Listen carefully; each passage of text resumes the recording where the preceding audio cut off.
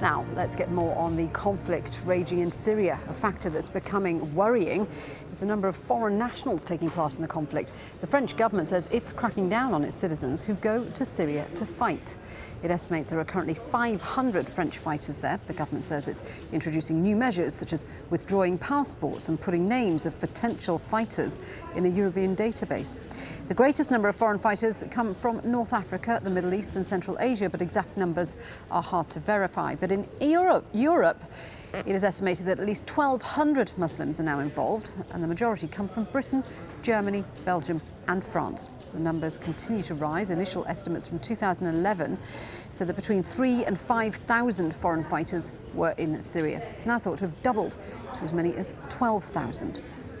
Well, let's speak to Anne Guidicelli, who is the founder of Terrorisc, a consultancy on security risk, and who earlier worked for the French Foreign Ministry. And she joins me now live from Paris. Anne, good to have you with us. So how serious is this problem of radicalisation? I mean, is it particularly bad in France, or are we seeing this across Europe?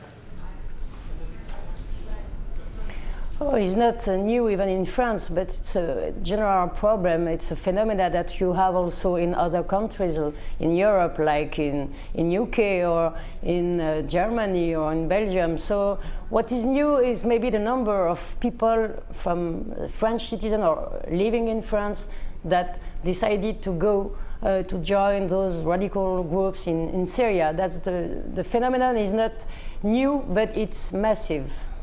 So how easy will it be for the French government to deal with this?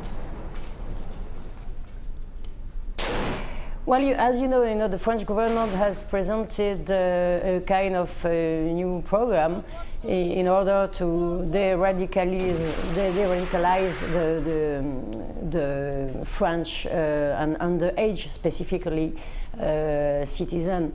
So they are trying hardly to prevent, that's the main point, to prevent new departure to the front, to Syria or even to Somalia or Afghanistan or anywhere. But I'm not sure that the way they are handling the issue is really the right one, specifically regarding the process of de-radicalization, which is a political and a social issue. And for the moment, preventing means also engaging not only the family as they require now, but also to engage maybe the Muslim communities in order to send another message of Islam, of what is fighting against the bad and the good, you see. So I feel that we miss in that program something stronger, deeper, which is engaging the whole society in that process. Yeah, and you mentioned the role of parenting there. This is, of course, a particular concern over French youngsters, French teenagers, because some of those who've been wanting to go off and fight are as young as 15. Yeah, we have got even young women, I mean, below 15. So it's that's the new aspect, if you want, of that phenomena, which is not new, as I said.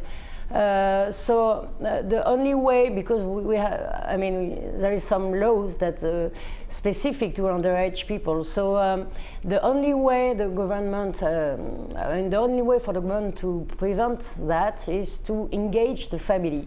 That's the reason why they want to make a pressure, a kind of responsibility.